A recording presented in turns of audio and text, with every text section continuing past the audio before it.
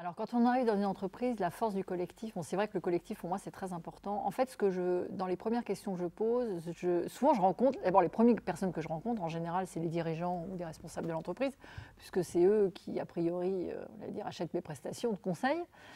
Donc souvent, je vais être très attentive à les faire parler sur la façon dont eux conçoivent le collectif, pour me rendre compte de quelle manière ils sont en lien avec le collectif. De dire que s'ils le sont ou s'ils ne le sont pas, c'est difficile parce que je pense que tout dirigeant est plus ou moins connecté au collectif de son entreprise. On verra peut-être sur les dirigeants qui viennent d'être nommés, c'est un peu différent.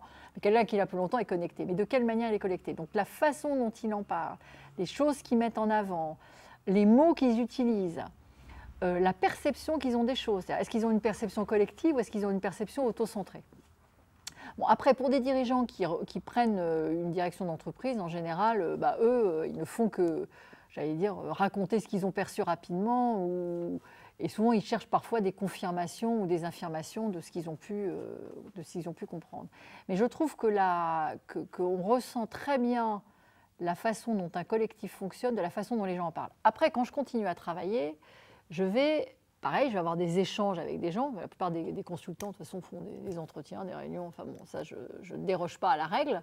Mais par contre, je vais m'intéresser à la façon dont les choses sont perçues, c'est-à-dire aux perceptions, aux représentations, aux images clés, aux histoires. C'est-à-dire quelles sont les histoires qui ont marqué l'entreprise, quelles sont les histoires qu'on raconte.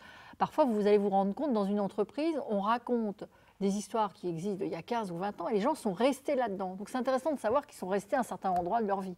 Comme un individu, quand vous le rencontrez, qui vous parle toujours de ce qui s'est passé il y a 15 ans dans sa vie. On ne prendra pas d'exemple, mais enfin bon, on a tous des exemples en tête.